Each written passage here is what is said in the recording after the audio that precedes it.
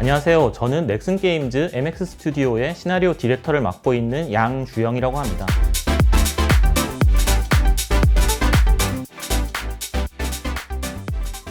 이 발표는 블루 아카이브의 시나리오가 어떤 과정을 통해 만들어졌고 어떤 결과를 내었고 그 과정 동안 어떤 성취와 실패를 경험했는지에 대한 포스트모템을 공유하는 자리입니다. 제목은 이렇게 지어봤고요. 제 소개를 먼저 하겠습니다. 저는 넥슨 게임즈 MX 스튜디오에서 블루 아카이브 시나리오 디렉터를 맡고 있는 양주영이라고 합니다. 오래전부터 글을 써왔던 글쟁이이면서 게임 시나리오 라이터이기도 하고요. 2013년에 큐라레 마법도서관의 이제 메인 라이터를 맡았었고 2018년 블루 아카이브의 시나리오 디렉터를 맡고 있습니다. 나름대로 이제 시나리오 라이터로서만 업계에서 좀 많은 업력을 쌓았었고요. 그 외에도 이제 시나리오 팀장 그리고 시나리오 라이터 그 자체로서도 이제 직무를 맡고 있지만 본질은 라이터라고 할 수 있을 것 같습니다. 그러면 먼저 블루 아카이브가 어떤 것인가에 대해서 먼저 설명을 좀 드려야 될 것 같은데요. 블루 아카이브는 전통 서브컬처를 표방하는 캐릭터 컬렉팅 게임입니다. 2021년 2월에 일본에 이제 선출시했었고요. 선생님이 되어가지고 연방수사 동아리를 관리하며 학생들과 키보터스라는 어떤 이 세 개의 문제들을 해결해 나가는 이야기를 담고 있습니다. 작년 2월에 이제 일본에 오픈했을 때 나름대로 이제 의미 있는 그런 성적들을 냈었고요. 그리고 작년 11월에 한국과 글로벌에도 오픈해서 이제 좋은 성적을 거두고 있습니다. 블루 아카이브의 특징이라면은 이제 다양하게 있겠지만 일단 이 발표 주제 자체가 이제 시나리오니까 그쪽 위주로 설명을 좀 해보겠습니다. 장르라고 해야 될까요? 그거는 일단은 테마를 학원, 청춘, 이야기 RPG라고 이제 정했었는데요. 특히 이 이야기 RPG라는 어떤 이 표어에 제가 많은 힘을 주었습니다. 제가 시나리오 라이터니까 시나리오가 중요한 게임을 만들고 싶었던 부분이 있고요. 특히 이제 모바일 게임에서 이야기를 중요시 여기고 그것이 이제 유의미한 게임의 어떤 구성 조건으로 동작할 수 있게 한 게 이 프로젝트의 목표였습니다. 그리고 그 부분이 오늘 이제 이 발표를 할 부분의 주제이기도 한데요. 네, 이 발표에서 다루는 내용은 시나리오 라이터의 관점에서 게임 IP를 제로에서부터 만들고 그것을 시장에 안착시키기까지의 개발 과정을 공유할 것이고요. 그 다음 33개월간의 개발 기간과 12개월의 라이브 서비스를 진행하며 얻은 성취와 실패담을 이제 공유할 예정입니다. 내용은 이제 이런 항목으로 이제 진행을 하게 될 것이고요. 먼저 시나리오 디렉터 이런 어떤 그 단어가 한국에서는 약간 생소할 수도 있으니까 일단 먼저 이거부터 설명을 좀 해보겠습니다. 먼저 시나리오 디렉터가 하는 일을 좀 설명을 드리고자 하는데요. 여기서 얘기하는 시나리오 디렉터는 보편적인 시나리오 디렉터의 정의가 아니라 저희 MX 스튜디오에서 통용되는 어떤 롤이라고 이해를 해주시면 될 것 같고요. 먼저 시나리오를 기반으로 게임의 중요 부분들을 논의하고 결정하는 직책이라고 이해하시면 될 것 같습니다.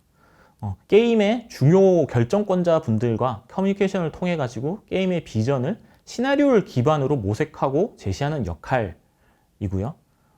PD, EPD 그리고 디렉터, AD 님들과 이제 지속적인 커뮤니케이션을 하고 있는 어떤 그런 자리라고 봐주시면 될 것 같습니다.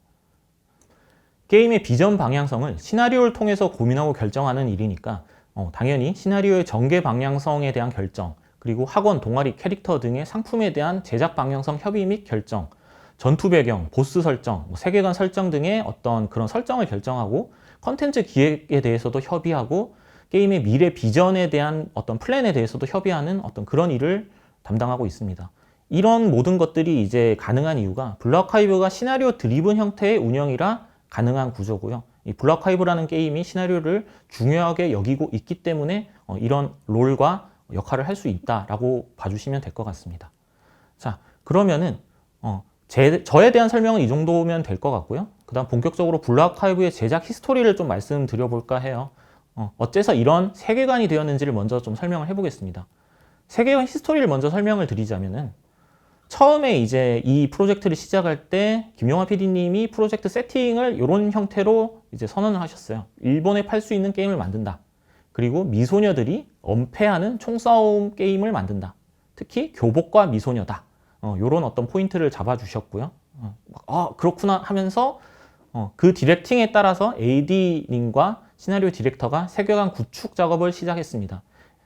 AD님은 밝고 청량하고 한 번에 알아볼 수 있는 어떤 세계관을 만들자라는 방향으로 이제 진행을 하셨고요. 이 부분은 2021년 NDC 블루 아카이브 아트 디렉팅을 보시면은 좀 더 상세하게 이제 보실 수 있고요. 저는 이제 특히 개그, 학원물, 청춘 이쪽에 좀 집중을 하려고 했었습니다.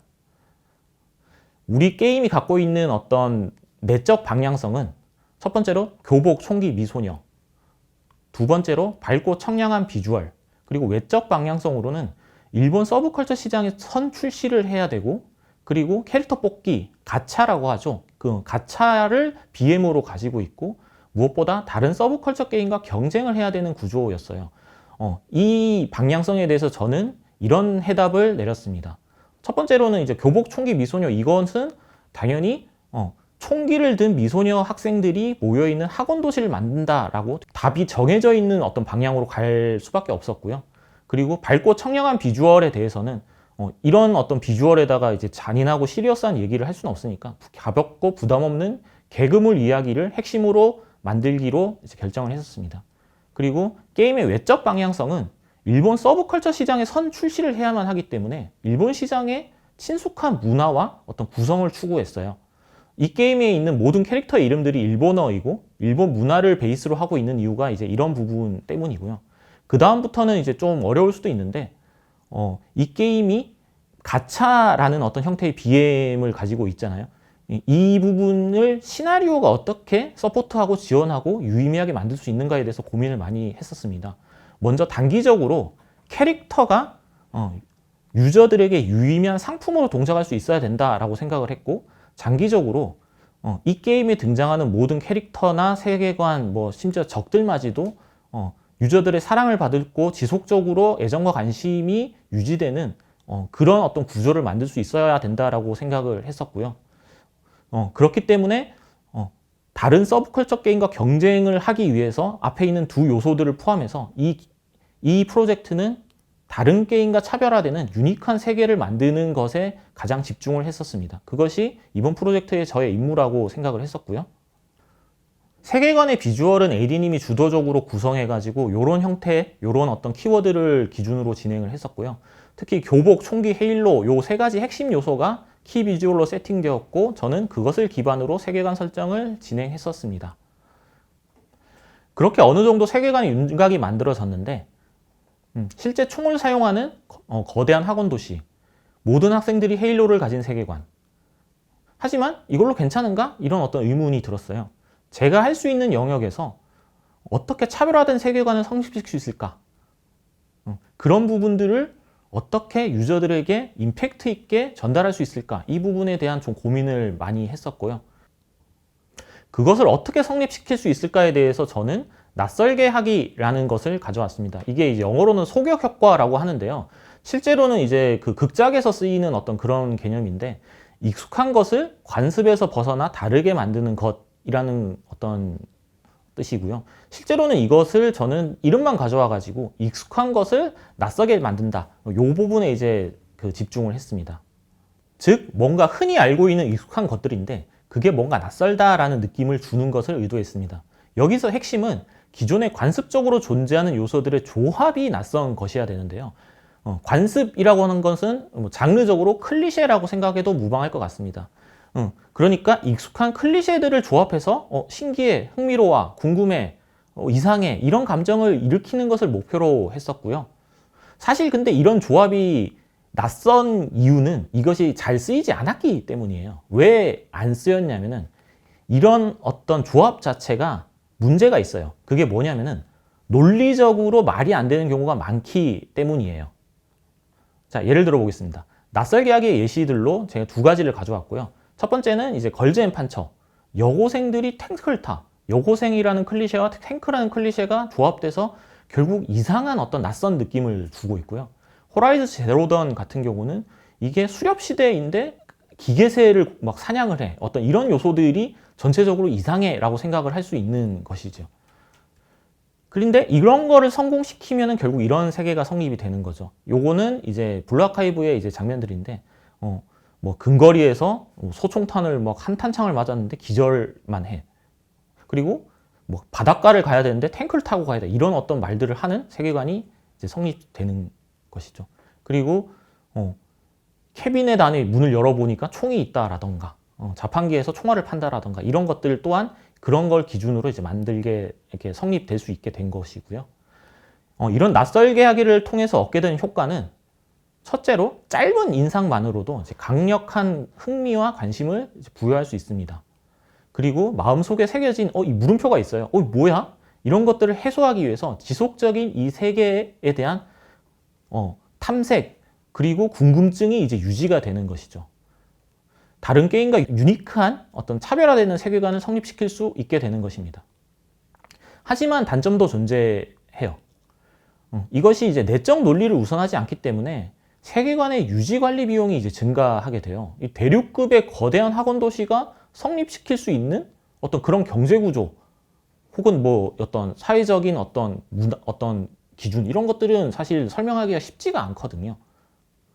그리고 기존에 없던 세계관이니까 다른 사람들과의 커뮤니케이션 비용도 이제 증가하게 돼요. 몬스터 하나, 전투 배경 하나마다 이건 이런 것이에요, 이런 것이에요 하면서 가이드가 필요하고요. 레퍼런스가 있는 세계관이면 이런 문제가 없어요. 오크는 오크, 뭐 드래곤이면 드래곤, 뭐 이렇게 이제 설명을 하면 되니까요.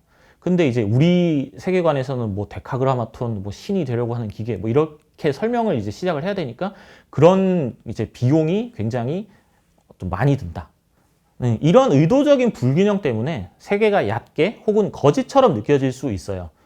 말이 안 되는 어떤 그런 요소들이 많아질수록 이런 것들은 커질 수밖에 없고요. 뭐 예를 들어 가지고 헤일로가 캐릭터마다 이제 다 개성이 있는데 그러면 복면을 써봤자 헤일로를 보면 다 알 수 있는 거 아니야? 뭐 이런 어떤 질문에 봉착하게 되는 거죠. 뭐 마찬가지로 뭐 배트맨을 예로 든다면 배트맨과 싸울 때 악당들은 턱을 노리지 않지? 뭐 이런 문제 같은 거라고 생각을 하시면 될 것 같고요. 이런 기존에 없던 무언가를 만드는 행위에는 필연적으로 이런 단점이 함께 존재하게 되고 이런 문제들을 어떻게 해결하느냐가 저의 다음 임무가 되었습니다. 이 해결 방법의 자세한 설명은 뒤에서 이어서 하도록 하겠습니다. 이런 세계관에 더해가지고 블루 아카이브는 이런 이야기이기도 해요. 학생들이 거대한 학원 도시에서 총도 쏘고 탱크도 타고 헬기도 타면서 학원들끼리 전쟁을 벌이거나 서로 배신하거나 음모를 꾸미는 이야기들이 SF와 종교적인 그리고 밀리터리나 판타지적인 소재들이 난립하는 가운데 옴니버스식으로 발산하는 구조예요. 세계 자체가 그렇게 위험성을 안고 있는데 소재들도 이렇게 굉장히 강력하게 발산하고 있는 거죠. 그러면은 이게 괜찮은 건가? 이런 걱정이 이제 들게 되죠. 이 모든 소재를 정리해 줄 수 있는 기준점을 정리할 필요가 있었습니다. 이 세계의 의미와 가치가 향하는 꼴을 하나를 정리해 둠으로써 모든 작업자들이 일을 진행하면서 혼란을 느끼지 않으면서도 또한 저희 스스로도 판단과 결정을 내릴 때 필요한 기준점이 필요했었어요. 그래서 저는 이런 대전제를 선언했습니다. 이 이야기는 학원물이며 모든 캐릭터들은 학생이다. 즉, 이 이야기의 세계관, 구성, 모든 테마를 학원물이라고 정의하고 그것이 모든 기준점이 되기를 바랬습니다. 그 대전제를 어떻게 성립시키냐면은 메타포를 통해서 성립시키려고 했습니다. 다들 아시다시피 메타포는 은유, 상징 이런 뜻을 가지고 있는 용어이고요. 이것에 대해서 예를 하나 들어보자면은 예전에 우아한 세계라는 이제 영화가 있었는데요. 요게 이제 아버지로 나오는 캐릭터가 조폭이고 조폭들의 이야기가 이제 소재로 나오고 있지만 사실은 멀리서 보면 이거는 가족 드라마의 이야기를 하고 있어요. 조폭이 나오고 있지만 그리고 느와르이지만 사실은 이거는 가족 드라마라는 것이죠. 또 하나의 예는 이제 걸즈앤 판처인데요. 여고생이 막 탱크도 타고 막 이렇게 그러고 있지만 사실은 이 이야기는 전쟁물도 아니고 밀리터리 정치극도 아니고요. 러브 코미디도 아니고 이것은 사실은 전차를 탄 여고생들이 벌이는 학원 스포츠물이에요. 이런 식으로 소재 자체를 은유나 상징으로 만들어서 어떤 핵심에 도달할 수 있다면 그 개별 소재가 가진 카오스도 하나의 방향으로 정리가 될 수 있다라고 생각을 했었고요. 굉장히 많은 혼돈 속에 어떤 질서가 심어지게 될 것이라고 생각했습니다. 블루 아카이브는 과장과 비약이 굉장히 많이 사용되는 세계예요. 그럴수록 이 세계는 정말 가짜처럼 느껴지게 되죠. 그걸 해결하려면은 보통은 그 소재들에게 개연성이라는 어떤 것을 부여하는데요. 그런데 이런 것이 우리 게임만큼 많은 소재를 설명하려면은 좀 역부족이 돼요. 정보량이 너무 많아지게 되는 거죠. 그래서 저는 세계관 밖에서 조망할 수 있는 또 다른 목표를 구축함으로써 이 문제를 해결하려고 했습니다. 가짜 같은 소재가 아무리 많이 쓰여도 그것이 결국 어떤 목표에 닿는다면 이 세계관은 그리고 이 세계관에 존재하고 있는 이 캐릭터들은 진실성을 얻을 수 있다라고 생각을 했던 것이고요.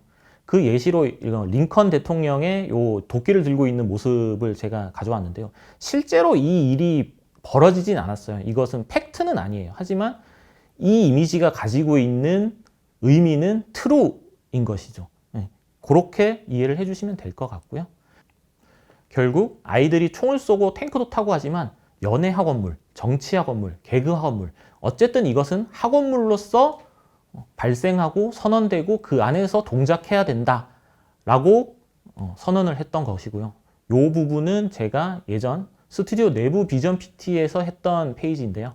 이렇게 선언을 통해 가지고 어떤 질서를 부여하려고 했었습니다.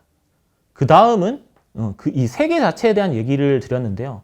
그 다음에 목표로 한 것은 플레이어들을 어떻게 이 세계에 초대해서 이 세계의 하나가 되게 할 것인가를 이제 고민을 했었어요.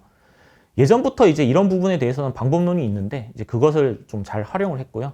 미연시에서 자주 이제 쓰이는 방법이죠. 선생님 이꼴 플레이어라는 감각을 유지시킬 수 있도록 노력했습니다. 그걸 위해서 선생님의 외형 및 성별을 묘사하지 않고 모든 대사는 선택지로 구성하고 중요한 시나리오는 선생님이 1인칭 시점으로 진행되게 구성했었습니다. 플레이어가 1인칭인 시점들의 예시들이에요. 이렇게 시나리오 컷인들이 이제 들어와 있었고요. 네, 그런 방법에다가 더해서 제가 이제 소설가가 아니라 게임 시나리오 라이터이기 때문에 게임으로만 성립 가능한 그런 요소들을 좀 구축하고 싶었어요. 게임 플레이 화면도 시나리오적으로 맥락을 부여하고 또 결제하는 행위에도 어떤 그런 맥락이 존재하기를 바랬습니다. 왜 이렇게 했냐라면요. 예전부터 이제 유저들 사이에서는 이제 결제하는 것에 대해 좀 안 좋은 어떤 그런 감각이 있죠. 저는 사실 게임 개발자이기도 하지만 유저이기도 해서 가챠 게임에 결제를 하는 것 자체를 좀 긍정하고 싶었던 그런 부분이 있었고요. 좋아하는 행위를 통해서 내가 좋아하는 학생들이 구원받을 수 있다면 뭐 그러면 좋겠다라고 생각을 했었습니다. 네, 물론 이제 실제로 이제 결제를 해야 된다 뭐 이런 게 아니라 그 맥락 자체를 집어넣고 싶었다 이런 부분이고요. 이런 부분들이 이제 그런 것들을 좀 보여주고 있는 장면들이라고 할 것 같습니다. 그 다음은 이제 어째서 이런 스토리를 구성했는가에 대해서 이제 설명을 하게 될 것 같은데요. 사실 이 부분은 이제 이거를 설명하려면 이제 저의 전작인 큐라레를 언급을 안 할 수가 없어요. 2018년도에 이제 큐라레가 섭종하고 나서 김용하 PD님과 함께 새로운 프로젝트에 착수할 때 제가 이제 결심을 했던 게 있었습니다. 큐라레에서 경험했던 것들을 이제 헛되이 하고 싶지 않아가지고 좋았던 점들은 개선하고 아쉬웠던 점들은 보완하기로 결심했었습니다. 지금은 이제 제가 다른 회사 소속이라 이제 자세하게 얘기를 드릴 수는 없는데 큐라레 마법도서관은 스마일 게이트에서 2014년부터 18년까지 서비스했던 서브컬처 게임이고요. 기본적인 시나리오 구성이나 구조는 2D 일러스트를 기반으로 시나리오가 전개되는 방식으로 지금의 블루 아카이브와 크게 다르지 않습니다. 자세한 이야기는 2015년에 제가 했었던 이 발표를 참고해 주시면 될 것 같고요. 큐라레에서의 제가 이제 느꼈던 부분들 그리고 유지해야 된다라고 생각했던 부분들은 이런 어떤 요소들이 있고요. 모바일 플랫폼의 특징을 잘 파악해서 전략적인 선택을 통해 유저들의 접근성을 높인다라고 이제 요약을 할 수 있을 것 같습니다. 이것이 큐라레에서 가장 잘 되었던 부분이고 지금 블루 아카이브에서 가장 일관되게 적용되고 있는 요소라고 할 것 같습니다. 그리고 큐라레에서 아쉬웠던 부분들을 보완했었어요. 큐라레에서는 유저가 감정이입할 아바타 캐릭터가 존재하지 않았고 그래서 유저들은 이 세계에 함께 한다라는 느낌보다는 약간 관찰하는 제3자의 느낌이 강했었어요. 이번에는 선생님이라는 존재를 만들어서 그런 부분을 개선했고 큐라레는 이제 메인 주인공이 딱 정해져 있는 형태였는데 그것 때문에 굉장히 많은 문제들이 있었거든요. 그래서 각 스토리마다 주인공은 존재하지만 이 이야기 전체의 주인공은 따로 설정하지 않게 구성했습니다. 1편 주인공, 2편 주인공 이렇게 각 이야기마다 따로 주인공들이 존재할 수 있게 성립시켰고요. 그들의 이야기를 좀 독립적으로 완결시킬 수 있게 해서 이야기가 좀 더 캐릭터들을 지원할 수 있는 구조로 만들었습니다. 그래서 선형 구조가 아니라 좀 병렬 구조의 엄니버스식 전개를 선택을 했고요. 그런 병렬 서사를 느슨하게 연결해 줄 수 있는 요소들을 이제 추가해서 마지막으로는 그 모든 캐릭터들이 등장해서 활약하는 거대한 이벤트를 상정했었습니다. 네, 요 구성은 어딘가 좀 익숙할 수 있겠죠. 네, MCU의 것을 좀 차용을 했던 부분들이 있고요. 그래서 이런 형태의 그림들이 모두 하나의 블루 아카이브로 성립될 수 있게 되었다고 생각합니다. 1편의 어떤 주인공들, 2편의 주인공, 3편의 주인공들, 그리고 그 이야기들이 하나로 뭉쳐지는 이야기들에 대한 어떤 예시이고요. 이걸 통해서 유저들에게 클라이막스로 기억될 수 있는 이미지, 그리고 그런 경험들을 제공하고 싶었습니다. 옴니버스 구성의 장점에 대해서 설명을 좀 하면요. 먼저 작업자들에게 책임감과 완결성을 부여할 수 있는 어떤 경계선을 제시할 수 있어요. 이야기는 당신이 책임진다. 이런 식으로 이제 팀 관리 측면에서 좀 장점이 있고요. 그리고 IP의 장기적인 지구력이 선형 구조에 대해서 압도적으로 높아요. 이게 무슨 얘기냐면은 선형 구조는 한번 뭔가 이야기가 잘못되거나 실수를 발생하면은 그것을 개선하고 보완하는 데 시간이 좀 많이 걸리고 노력도 걸려요. 하지만 이 병렬 구조는 이런 것에 대해서 좀 압도적인 장점을 가지고 있고요. 그리고 당연히 담당 인력들에 대한 어떤 유동적인 구성, 이런 것들이 효율적이기도 하죠. 여기 적진 않았지만 이런 구성의 단점은 관리 공수가 많이 들어요. 신규 인력이 이 구성에 적응하는데 좀 시간이 많이 걸리더라고요. 그리고 시나리오 퀄리티가 이 중요한 변수로 동작하게 되는데, 유저들이 하나의 어떤 이야기에 집중되지 않는 형태라서 이야기 하나하나의 퀄리티 허들이 좀 높아지게 돼요. 그렇게 돼서 자연스럽게 시나리오의 유지 관리 비용이 높아지게 되더라고요. 그 다음은 캐릭터에 대한 얘기로 넘어가겠습니다. 이 부분에 대해 가지고는 되게 예전부터 많이 어떤 이야기되고 있는 그런 어떤 이론들이 있죠. 예전에 이제 김용화 PD님이 모에론이라는 발표도 하셨고요. 저도 이제 큐랄의 캐릭터론에 대해서 이제 얘기를 한 게 있는데, 기본은 명확하게 기호화된 캐릭터성을 베이스로 유저들의 인상에 각인될 수 있는 어떤 유니크한 개성을 더한다라는 이론으로 시작을 했습니다. 캐릭터 제작에 대해서는 제가 할 얘기는 이 정도일 것 같아요. 기존의 방법론이 유의미하다는 것을 재확인했고, 그 대전제를 유지한 채 제가 가장 중요하게 여긴 것은 아트 작업자의 협업이었어요. 캐릭터 제작의 메인은 어디까지나 아트라고 생각을 했고, 설정과 시나리오 역할은 그 방향성과 포지션을 정의하는 서포터의 역할이라고 생각을 했었습니다. 물론 시나리오에서 캐릭터를 다루는 것은 이건 작품론의 영역이기에 여기서는 생략을 하고 넘어가겠습니다. 제가 제작한 캐릭터들의 예시를 몇 가지 들어보면은 시나리오 설정에서 캐릭터성을 드라이브했던 이제 대표적인 캐릭터들이 이렇게 있을 것 같고요. 먼저 추루기는 이제 굉장히 의도적으로 망가뜨렸던 캐릭터예요. 그럼에도 이 캐릭터가 매력적으로 보일 수 있도록 좀 다양한 면을 다채롭게 구성을 했었습니다. 특히 추루기는 기억 로비를 통해 완성되는 캐릭터라고 의도를 했었고요. 하루나는 매력적인 악당에 대해서 어떤 게 더 매력적인 악당일까? 뭐 이런 고민의 결과입니다. 키보토스의 악당이라는 것은 어떤 형태여야 되는가? 그 악당조차도 유저들이 사랑하면서 뽑을 수 있게 하려면 어떻게 해야 될까? 그런 고민이 이제 반영된 캐릭터고요. 그리고 하나코는 이제 굉장히 유저들의 기대를 몇 번이고 배신하는 캐릭터를 만들어 보려고 했었습니다. 자, 이제 세계관과 시나리오의 각 요소들에 대해서는 설명을 어느 정도 드렸고요. 이제 방법론에 대한 이야기를 해보겠습니다. 먼저 제가 이 프로젝트에서 목표로 했던 것은 다음과 같습니다. 시나리오가 중요한 게임을 만들고 싶다. 시나리오가 주요 매출로 동작하는 게임을 만들고 싶다. 마치 이런 게임처럼. 그런데 사실 이런 게 유일무이한 사례예요. 페구오는 다른 전례가 없는 유니크한 포지션이고요. 그리고 이 한국 이 게임 시장에서 그런 게 가능한지도 확인이 되어 있지 않은 상태였어요. 근데 블루 아카이브는 일본의 서브컬처 시장을 목표로 하고 있고, 거기에 통하는 시나리오를 한국인이 써야 하고, 이런 것들을 과연 어떤 경영자가 오케이를 해줄까? 선례가 없는 일에 제가 도전을 해야만 하는 상황이었고요. 주변을 설득하지 못하면 시작도 할 수 없는 어떤 상황이었죠. 2021년 NDC에서 김용화 PD님이 이런 부분에 대해서 비슷한 어떤 말씀을 해서 여기 한번 추가를 해봤고요. 따라서 저는 이런 어떤 퀘스트를 스스로에게 부여했습니다. 설득하고 증명해서 그것을 성립시킨다. 스튜디오를 설득해야 하고, 회사를 설득해야 되고, 그리고 또한 퍼블리셔를 설득해야 되고요. 경영진을 설득하기 위해서는 당연히 유저를 먼저 설득해야 되고, 유저를 설득하기 위해선 가장 먼저 옆에 있는 동료를 설득해야 되는 그런 상황이었어요.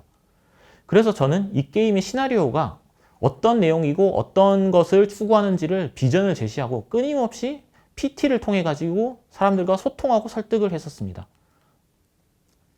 또한 이제 저는 이제 다른 부분에 있어서 좀 장점이 있었던 게 시나리오에 대한 AD님의 전폭적인 지지가 있었어요. 블루 아카이브는 서브컬처 게임이니까 아트가 매우 큰 역할을 하는 어떤 그런 게임인데 NDC 발표에서도 이제 AD님이 내러티브의 중요성에 대해서 이제 말씀을 하신 적이 있고요. 이런 목표가 AD님과 제가 일치하는 것이 저에게는 가장 큰 힘이 되었습니다. 그 아트적 지원을 기반으로 저는 다음 설득 작업을 진행을 했습니다. 저는 결국 라이터라서 이야기를 통해서 사람들을 설득할 수밖에 없었고 이 이야기의 구성, 방향성, 비전, 앞으로의 전개 등을 다양한 PT를 통해서 사내에 공유하기 시작했었어요.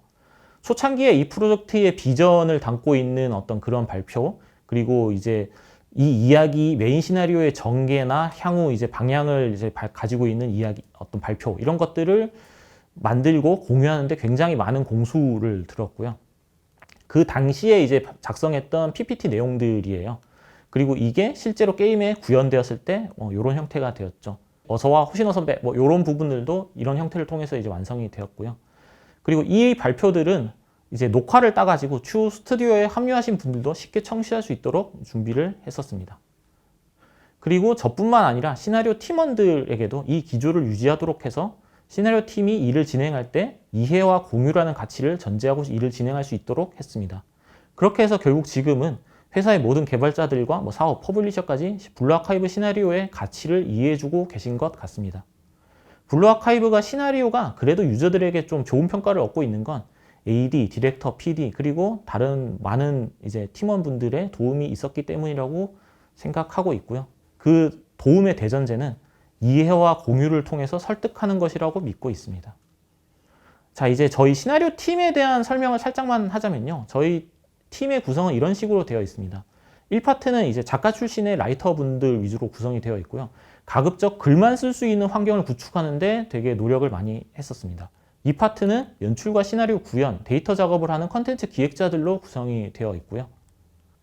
시나리오 퀄리티의 검수는 기본적으로 라이터의 자유를 중요시하면서 NG인 부분들을 제거해 나가는 방향을 지향하고 있습니다. 시나리오의 규모가 커질수록 이렇게 마이크로 컨트롤보다는 각각 작업자들의 재량을 믿고 맡기는 형태가 올바르다라고 생각하고 있고, 대신 그걸 위해 어디까지가 허용 범위인가를 이제 작업자들이 공유하는 과정이 전제되어야 된다고 생각합니다. 좀 구성하긴 쉽지만 이것으로 좋은 결과를 내기엔 비용이 많이 드는 구조라고 생각을 하고 있고요. 좀 더 나은 방법이 있을까? 그것이 무엇일까는 지금도 고민하고 있는 부분입니다. 자, 이제 마지막입니다. 이런 일들을 해왔고 그 결과에 대해서 스스로 돌아보는 자리인데요. 저는 굉장히 어떻게 보면 무모한 목표를 세웠고 그걸 위해 좀 많이 무리하게 달려왔던 것 같은 느낌이 들고 있습니다. 일단은 상황을 좀 돌아보자면 그래도 감사하게도 SNS나 이런 데서는 블루 아카이브의 시나리오는 그래도 나쁜 평가를 받고 있지는 않은 것 같습니다. 특히 이제 일본 유저분들의 반응에 큰 이제 힘을 얻고 있는 상황이고요. 픽시브라던가 팬소설이라던가 다양한 어떤 이런 2차 창작들이 활성화되어 있는 걸 보면 그래도 우리 게임이 어느 정도 일본 시장에 안착한 것 같다라는 생각을 하고 있고요. 이렇게 이제 픽시브에서도 많이 올라오고 있고요. 자, 그런데 좀 주관적인 문제인데 라이브가 진행되면서 결국 제 자신이 가지고 있는 문제에 봉착을 했었습니다. 사실 저는 이제 시나리오 디렉터 역할을 하고 있지만 그 핵심은 결국 제가 원하는 시나리오를 쓰고 싶어서이거든요. 일을 하면 할수록 제가 글 쓸 시간이 줄어드는 딜레마에 빠져버렸습니다. 결국 이것은 역할과 권한을 적절하게 나누어서 제 스스로가 시나리오 라이터로서 더 글을 쓸 수 있도록 하는 것으로 좀 방법을 타협점을 좀 찾아보았고요. 그걸 통해서 이제 저는 저 자신의 만족 그리고 다른 구성원들에게도 더 많은 기회를 제공하는 것으로 좀 장점을 얻었고요. 단점은 시나리오 디렉터가 주말에 출근해서도 이제 시나리오를 쓰는 상황이 되어버렸어요. 이거는 이제 완전히 해결되지 않은 문제고 이 딜레마에 답은 있는가 이런 고민을 하고 있고요. 답을 아시는 분은 저에게도 살짝 공유를 해주시면 감사할 것 같습니다. 그 외에 이런 부족한 부분들이 많이 있었던 것 같습니다. 욕심이 컸기에 생긴 문제들, 일정에 쫓기고 건강 같은 부분들, 그리고 아직도 제 속엔 해결되지 않은 수많은 문제들이 있고요. 네, 여기까지가 블루 아카이브 시나리오 포스트 모템에 대한 내용의 마무리가 될 것 같습니다. 정리를 하면은 유저들에게 어떻게 새로운 경험을 줄 수 있을까? 그 세계관을 어떻게 만들 수 있을까? 그리고 그걸 성립시키기 위해서 어떤 방법들을 썼으며 그리고 어떤 결과를 내었는가? 이런 부분으로 정리를 할 수 있을 것 같습니다. 제가 경험한 것들을 통해 게임 시나리오 라이터 분들께 좀 더 많은 도움이 될 수 있으면은 더 없는 영광일 것 같습니다.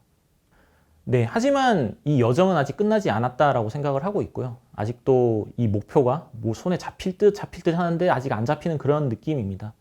어떻게 해야, 또 얼마나 해야 이제 이 목표에 달성할 수 있을까는 저도 아직 잘 모르겠지만 그래도 저에게 기회가 있는 동안은 최선을 다해 보려고 하겠습니다. 제가 좋아하는 대열반경의 붓다의 말씀을 되새기면서 계속 노력하도록 하겠습니다. 이상으로 발표를 마치겠습니다. 감사합니다.